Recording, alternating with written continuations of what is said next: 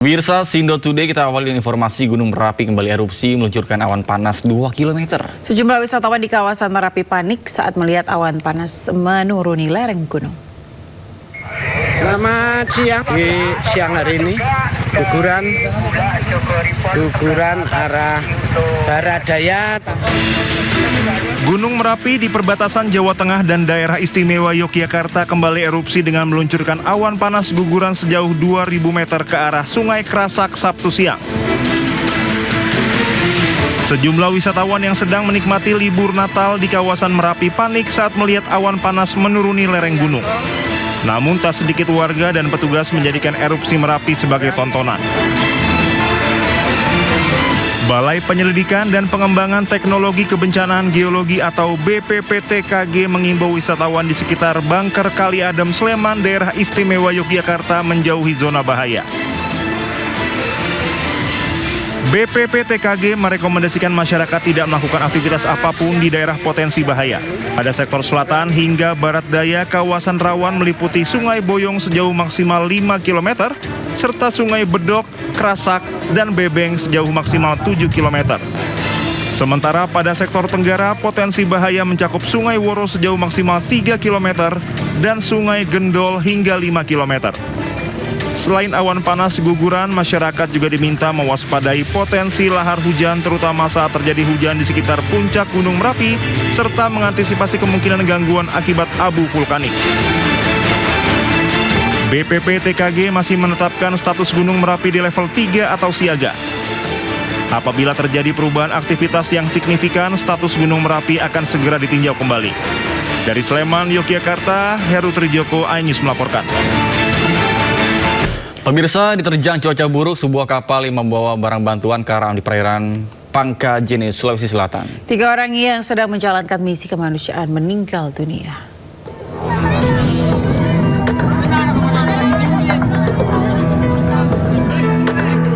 Diterpa cuaca buruk, kapal motor layar KLM Fitrijaya tenggelam di perairan Kabupaten Pangkajene dan Kepulauan Pangkep saat dalam perjalanan membawa bantuan kemanusiaan ke Pulau Saropo. Insiden tragis ini merenggut 3 korban jiwa. Di antara korban meninggal dunia, seorang camat dan 2 tenaga kesehatan yang tengah menjalankan tugas kemanusiaan. Suasana duka pun mengiringi kedatangan para korban sebelum akhirnya dibawa ke rumah duka menggunakan ambulans. Sebelumnya, kecelakaan kapal KLM Fitrijaya terjadi sekitar pukul 10.50 waktu Indonesia Tengah di perairan antara Pulau Podang-Podang dan Pulau Sarapo Lampo, Kabupaten Pangkep. Kapal naas ini membawa 11 orang penumpang dan sejumlah barang untuk bantuan kemanusiaan. Namun di tengah perjalanan, cuaca tiba-tiba berubah ekstrim. Hujan lebat disertai angin kencang membuat kapal hilang kendali hingga akhirnya tenggelam. Menurut BPBD Pangkep, beratnya muatan kapal serta cuaca ekstrim semakin memperburuk situasi.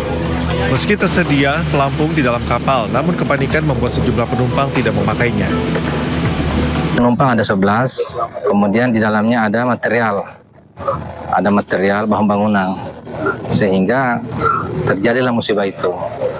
Nah, dalam kondisi yang panik itu, tentunya masing-masing menyelamatkan diri. Nah, dalam kejadian ini kemungkinan besar korban ini mengalami kepanikan yang luar biasa sehingga tidak mampu lagi. Seluruh korban saat ini telah dievakuasi ke Pelabuhan Macini Baji, sementara jenazah korban meninggal dunia direncanakan dibawa ke Pangkajene dan Makassar untuk dimakamkan. Dari Kabupaten Pangkep, Sulawesi Selatan, Udin Syahrudin, iNews melaporkan. Pemirsa, kericuhan terjadi saat ratusan warga menggerebek kantor Polsek Parung Panjang di Kabupaten Bogor, Jawa Barat. Warga mengaku geram akibat ulah polisi yang diduga melakukan salah tangkap terhadap 2 santri atas dugaan kasus pencurian kendaraan bermotor.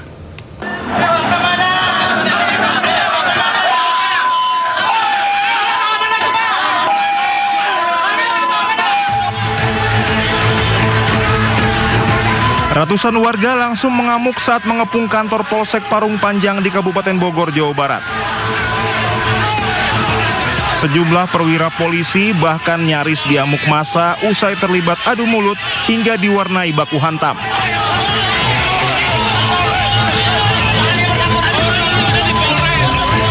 Massa juga meluapkan kekesalannya dengan mengobrak-abrik fasilitas halaman kantor. Kericuhan berhasil diredam setelah polisi berhasil menenangkan warga.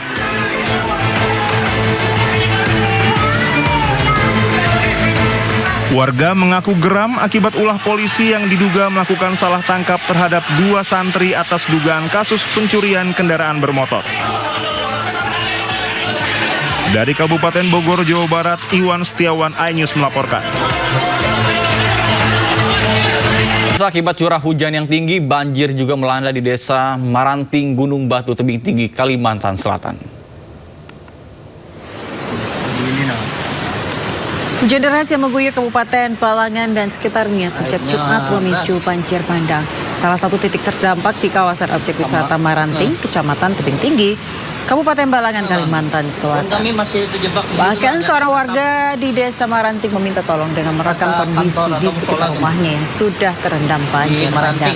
Dari video yang dikirimkan terlihat air deras mengalir dan merendam perkampungan sejumlah warga, di mana sejumlah warga bertahan di dalam rumah dan berpegangan pada pohon. Dilaporkan sejumlah warga juga menyelamatkan diri dengan bertahan di atap rumah.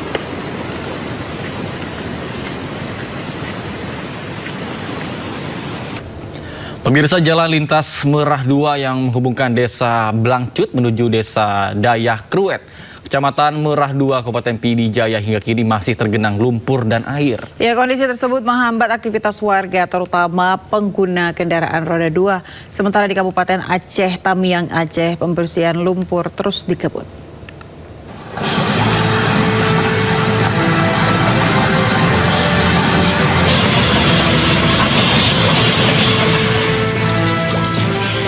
Pasca terjadinya banjir bandang susulan di Pidi Jaya Aceh, jalan lintas Merah 2 tepatnya di Desa Blangcut menuju Desa Dayah Kruet, di jalan utama penghubung antar desa ini masih tertutup lumpur.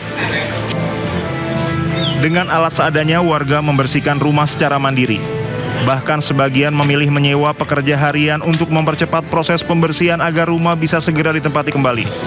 Warga berharap pemerintah segera membantu pemulihan pasca bencana agar aktivitas kembali normal.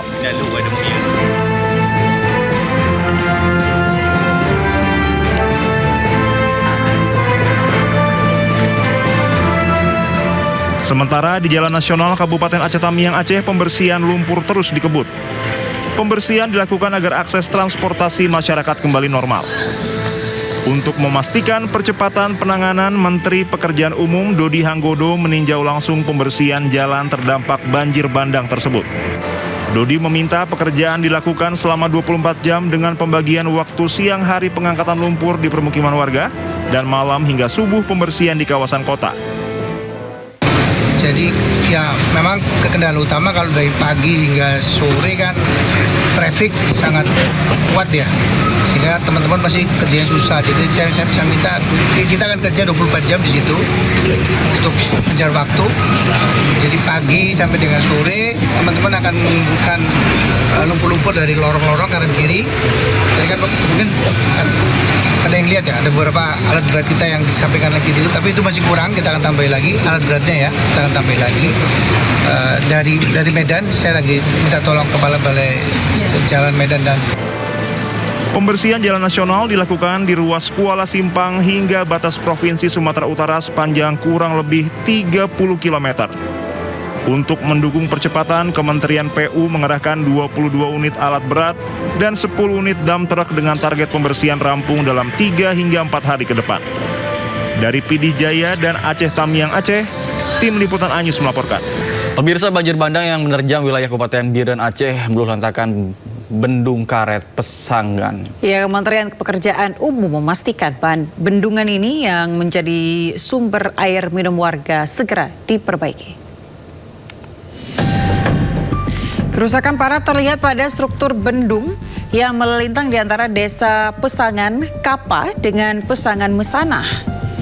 Petugas menyebut kondisi bendung tidak memungkinkan untuk difungsikan secara normal sehingga perbaikan akan dilakukan secara menyeluruh. Rencananya pengerjaan fisik Bendung Karet Pesangan akan dimulai pada awal tahun 2026 setelah seluruh tahapan pembersihan dan asesmen teknis selesai. Saat ini Kementerian PU masih melakukan pembersihan material banjir berupa lumpur, kayu, dan puing yang menutup badan bangunan.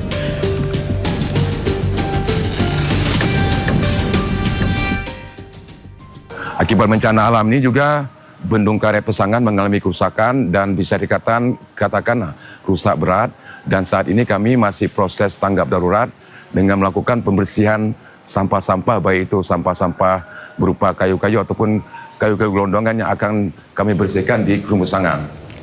Pemirsa, bencana yang melanda Aceh Utara tidak hanya menyisakan kerusakan, tetapi juga trauma yang mendalam. Untuk memulihkan kondisi psikologis, pemirsa, sejumlah relawan menggelar aksi trauma healing, terutama bagi anak-anak.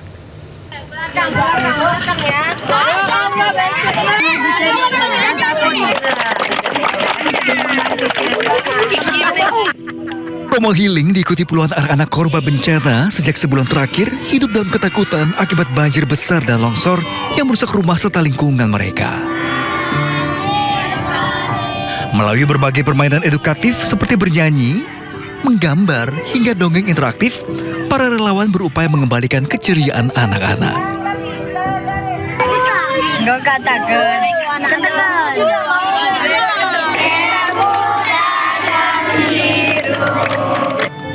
Suasana haru bercampur bahagia terjadi ketika anak-anak mulai berani tertawa dan berinteraksi dengan teman sebaya. Orang tua yang mendampingi pun mengaku sangat terbantu dengan kegiatan tersebut karena perubahan positif mulai terlihat pada anak-anak mereka.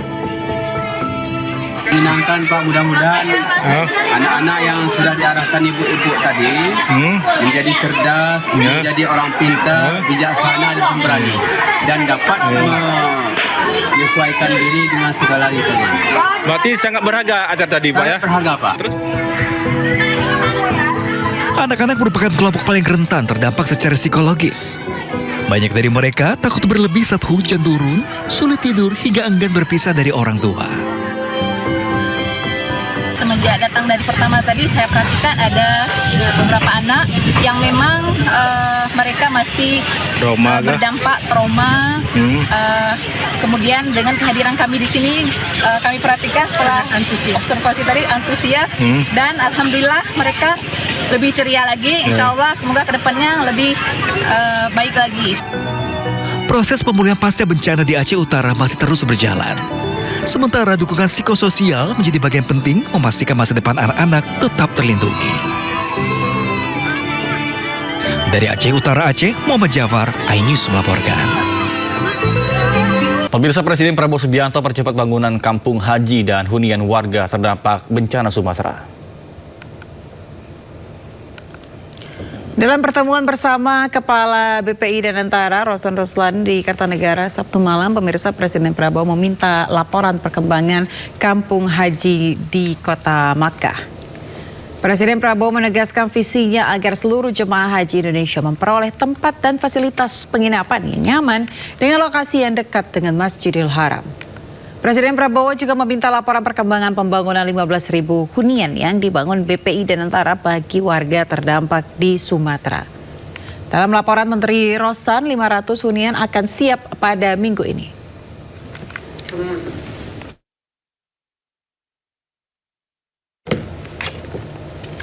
Pemirsa, Jakarta Light Festival memberi warna berbeda di tengah gemerlap lampu jalanan di kawasan Bundaran HI. Ya, meskipun Jakarta Light Festival kental dengan suasana Natal, tetapi kerlap-kerlip lampu di sana tidak hanya menarik minat umat Kristiani, tetapi juga umat Muslim. Di hari terakhir ini, wisatawan semakin ramai. Mereka datang dari dalam kota dan juga luar kota, ingin melihat instalasi lampu-lampu yang panjang sembari mengisi waktu luang saat libur sekolah. Bahkan para wisatawan kagum dengan instalasi cahaya yang dipasang di sekitaran kawasan Bundaran HI seperti berada di luar negeri. Instalasi cahaya ini dipasang di sekeliling kawasan Bundaran HI termasuk di anjungan halte Bundaran HI. Gemerlap lampu dan instalasi cahaya ini dirancang untuk menciptakan suasana hangat bernuansa Natal sekaligus menghadirkan pengalaman visual masyarakat yang melintas maupun sengaja datang menikmati suasana malam Jakarta.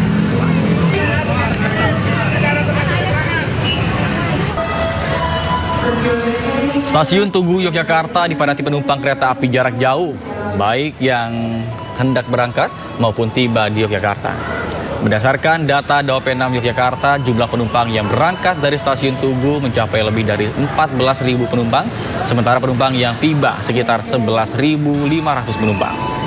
KAI Daob 6 memprediksi puncak arus penumpang terjadi pada Minggu 28 Desember 2025.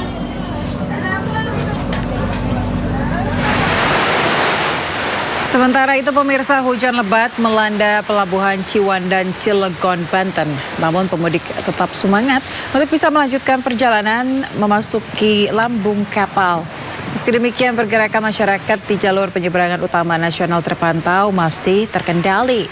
Berdasarkan data Posko Angkutan Natal dan Tahun Baru 2025-2026, per Jumat lalu data Posko Merak yang mencakup Pelabuhan Merak, Ciwandan, dan BBJ Bojonegara mencatat 123 trip kapal beroperasi selama 24 jam dan total penumpang yang menyeberang dari Jawa ke Sumatera mencapai 33.910 orang.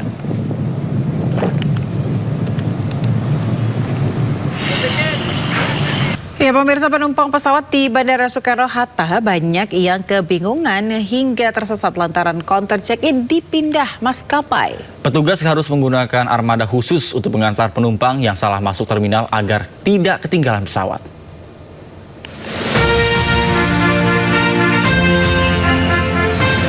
Di musim libur kali ini, banyak penumpang di Bandara Soekarno-Hatta yang tersesat karena sejumlah maskapai penerbangan pindah tempat keberangkatan. Seperti maskapai Lion Air yang sebelumnya di Terminal 2E pindah ke Terminal 1B. Begitu juga dengan maskapai Citylink yang sebelumnya di Terminal 3 pindah ke Terminal 1C. Tidak sedikit penumpang yang kebingungan atau salah menuju terminal, sementara waktu keberangkatan semakin dekat. Banyak terima kasih untuk Polres Bandara Soekarno-Hatta telah mengantarkan saya karena kebingungan dari Terminal A ke karena waktu juga ya Polres mantap. Sementara itu, aparat Polresta Bandara Soekarno-Hatta sigap memberikan bantuan kepada penumpang yang meminta diantarkan langsung ke terminal tujuan menggunakan mobil khusus bandara agar lebih cepat dan aman. Dalam setiap kegiatan-kegiatan seperti ini, ada atau banyak masyarakat yang memang membutuhkan bantuan kecepatan untuk bisa berpindah terminal.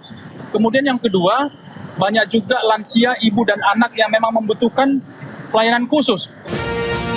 Polisi mengimbau bagi penumpang yang kebingungan dan salah menuju terminal dengan waktu yang singkat untuk menaiki pesawat bisa datang langsung ke pos polisi yang ada di tiap terminal.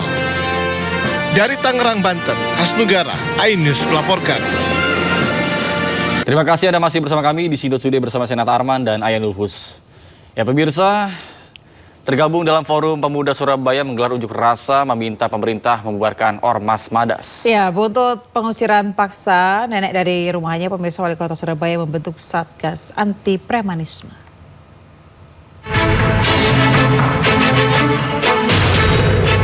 Ratusan orang menggelar unjuk rasa di depan Gedung Geraha di Surabaya menuntut pemerintah membubarkan Ormas Madas. Aksi ini merupakan buntut dugaan penganiayaan dan pengusiran paksa terhadap nenek berusia 80 tahun Elina Wijajanti dari rumahnya oleh sekelompok orang diduga anggota Ormas Madas. Masa pun menilai Ormas Madas telah meresahkan warga. Selain itu, masa juga meminta polisi mengusut tuntas kasus ini. Jadi hari ini adalah pernyataan sikap perwakilan daerah rakyat Surabaya, jumlahnya mungkin 50-100 orang, untuk segera kepolisian mengambil sikap atau menaikkan status tersangka kepada para pelaku yang sudah viral videonya, wajahnya di mana-mana. Sikap kita jelas, tuntutan kita jelas, bubarkan ormas ini. Karena ormas ini dalam riwayat di Surabaya selalu bikin ulah. Premanisme, kriminal, sampai pada akhirnya terjadi kepada nenek Elina ini. Pemerintah Kota Surabaya pun memberikan perhatian khusus terhadap kasus ini. Wali Kota Surabaya Eri Cahyadi mendesak Polda Jawa Timur menindak aksi premanisme. Selain itu, Pemkot Surabaya juga telah membentuk Satgas Anti Preman dengan melibatkan TNI, Polri, serta perwakilan dari suku-suku yang tinggal di wilayah administrasi Kota Surabaya. Kemarin viral terkait nenek ya, yang dilakukan oleh Ormas. Itu sudah ditangani oleh Polda. Jadi kejadiannya ini harus tidak boleh berhenti. Sisi hukum harus berjalan. Maka Di Surabaya ini akan kita bentuk Satgas Anti Preman. Yang di sana itu ada TNI, ada Polri, dan ada seluruh suku yang ada di kota Surabaya. Sebelumnya pengusiran seorang nenek berusia 80 tahun bernama Elina Wijajanti dari rumahnya oleh sekelompok orang yang diduga anggota Ormas Madas ramai di media sosial. Peristiwa tersebut menjadi perhatian Wakil Wali Kota Surabaya dan meminta polisi mengusut tuntas kasus tersebut. Dari Surabaya, Jawa Timur, Hari Tambayong, Ainus melaporkan. Pemirsa, sejumlah warga mendatangi rumah kos Nenek Elinda yang sempat viral diusir dari rumahnya oleh sekelompok orang. Ya, warga bertemu Nenek Elinda untuk klarifikasi terkait pengusiran rumah tersebut. Datang dengan membawa sejumlah bahan pokok, puluhan orang dari organisasi Madas Sedara menemui Nenek Elina di sebuah rumah kos di kawasan Balongsari, Kecamatan Tandes, Surabaya. Mereka datang untuk klarifikasi bahwa pengusiran nenek tersebut bukan dilakukan anggota Ormas Madas Sedara. Menurut koordinator Madas, yang mengusir Nenek Elinda adalah oknum. Madas juga mengecam pengusiran Nenek Elinda dan menuntut agar oknum yang terlibat ditindak secara hukum. Jadi kita tidak main-main, kita membentuk Ormas Madas ini bukan mau menyakiti orang lain. Kita tujuan itu mau membantu. Jadi kalau kita sudah banyak 1.000 orang, kita sumbangan 10 ribuan, itu kan banyak jadi. Untuk membantu yang membutuhkan bantuan bisa kasih bantuan. Itu tujuannya. Bukan mau jadi proses hukum itu harus benar-benar dipatuhi. Bahwa negara kita negara hukum. Semua ada prosesnya. Dan kita tidak bisa bergerak sendiri-sendiri tanpa ada aturan. Semua itu sudah jelas aturan hukumnya. Ya, pemirsa, sebelumnya viral di media sosial seorang nenek di Surabaya, Jawa Timur diusir sekelompok orang dari rumahnya. Tidak hanya diusir, pemirsa, kelompok yang diduga ormas ini juga membongkar rumah nenek berusia 80 tahun tersebut. Saya sudah dengan baik-baik. Iya. Cari anaknya tak bawa keluar. Ini rumahnya siapa? Rumahnya siapa? Kan tunjukkan rumahnya siapa? Kan tunjukkan, saya minta surat itu tidak ditunjuk. Saya sudah menunjukkan. Sekarang kita sudah gak bicara surat. Percuma bicara surat. Uang ini saya punya, kok gak bicara surat? Ayo ibu keluar. Ayo.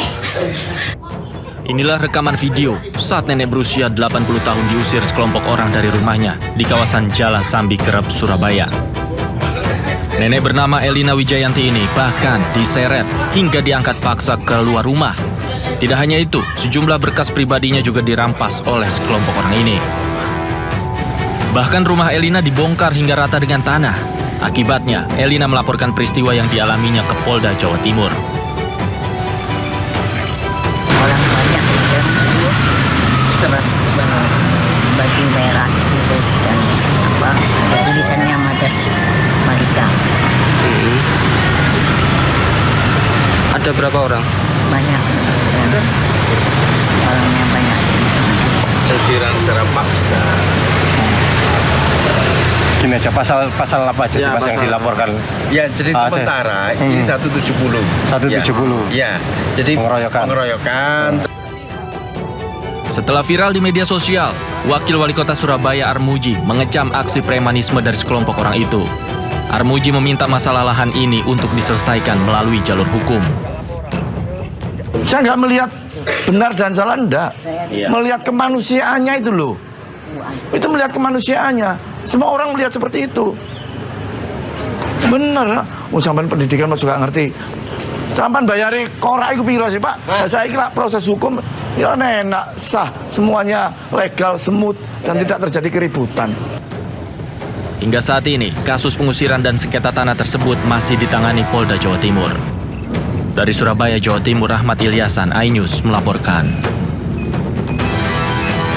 Bantai Vietnam lewat skor 7-3 dalam laga semifinal Piala AFF Futsal U19 2025. Sementara itu, Garuda Muda U16 lolos ke partai final. Pemirsa, usai menahan imbang tim tuan rumah Thailand lewat skor 3-3. Dan informasi ini pemirsa sekaligus menutup iNews. Maksud kami program Sindo Today hari ini. Anda bisa menemukan informasi terbaru lainnya di sindonews.com. Bisa arahkan bola menuju gawang dari Vietnam. Kali ini Indonesia Laga semifinal Piala AFF Futsal U19 2025 mempertemukan tim futsal U19 Indonesia menghadapi Vietnam berlangsung sengit sejak awal. Tim Merah Putih mencetak gol lebih dulu lewat tendangan Dava Erlangga di menit ketiga. Kontribusi yang begitu menggigit Muhammad Dava Erlangga lagi-lagi. Namun 1 menit berselang gol bunuh diri dari Dava justru menyamakan skor. Kiri ada defleksi tadi. Sangat tidak beruntung dan Menit kelima, Haikal Ayasi menggandakan keunggulan Indonesia memanfaatkan kesalahan penjaga gawang Vietnam. berujung peluang dan tidak disia-siakan. Haikal yang mampu untuk bisa mengganggu tadi penjaga. Sulaiman Rizky mengubah skor menjadi 3-1 lewat tendangan kerasnya di menit ke-6. Luar biasa kekuatan mental. Vietnam kembali membalas 1 gol di menit ke-7 lewat gol Phu Dau Hoc. Yang terarah menuju ke sisi sebelah kiri. Menit 12, Garuda Muda memperlebar jarak melalui kerjasama Afik, Dava Erlangga, dan Rayvan Revian. Tenang tadi Rayvan Revian. Unselfish play-nya membuka pertahanan Vietnam. Dan umpan yang dia... Keunggulan 4-2 untuk Indonesia bertahan di babak pertama. Di babak kedua menit 25, Garuda Muda menambah skor lewat sontekan Rayvan Revian. Vietnam tampil ofensif menerapkan skema power play, mampu mencetak gol di menit 33 hasil sontekan Pang Quang Hoi mengubah skor menjadi 5-3. Kiper Indonesia Guntur Rohmadoni menambah 2 gol lewat sepakan jarak jauhnya memanfaatkan skema power play. Pertandingan pun berakhir dengan skor 7-3 untuk kemenangan Indonesia. Di final, skuad Merah Putih siap menghadapi pemenang antara laga Thailand menghadapi Malaysia. Membuat chemistry para pemain tetap terjaga seperti di laga-laga sebelumnya ya. Jadi memang pelatih juga tidak akan banyak melakukan. Laga sengit semifinal Piala AFF Futsal U16 mempertemukan skuad Garuda Muda menghadapi tim tuan rumah Thailand. Garuda Muda langsung memberikan kejutan dengan unggul lebih dulu di menit keempat. Memanfaatkan kick-in, tembakan kaki kiri Dava Ibnu Ramadan membuat gawang Thailand bergetar pada awal laga. Yang mengarah ke pojok dan berbuah gol bagi Indonesia. Tidak banyak kesempatan yang dimiliki oleh Indonesia, tapi anak-anak muda. Namun Kapten Sunet Tanampop membobol gawang Indonesia di menit ke-7 lewat tendangan kerasnya dari luar kotak penalti. Dilakukan oleh sang kapten Sunet Tanampop sampai di Muhammad Dava kembali membawa Indonesia unggul 2-1. Gol dicetak lewat aksinya mengolah bola melewati 3 pemain lawan termasuk kiper. Memperdaya beberapa pemain Thailand. Kalau di sepak bola ada Angkara Messi, di futsal ada Angkara Dava. Kita saksikan 3. Di babak kedua, Husein Messi membawa Indonesia menjauh dari kejaran Thailand dengan keunggulan 3-1 di menit 28. Oleh Hudson Messi setelah berhasil merebut bola. Tidak tergantikan perannya. Namun tuan rumah berhasil memperkecil ketertinggalan menjadi 2-3 lewat tembakan Wangsil Pak Hun Pano. Indonesia mengembangkan permainan. Berhasil lolos. Thailand menyamakan skor di menit 33 kembali melalui aksi Wangsil Pak Hun Pano menuntaskan umpan Bonyarit.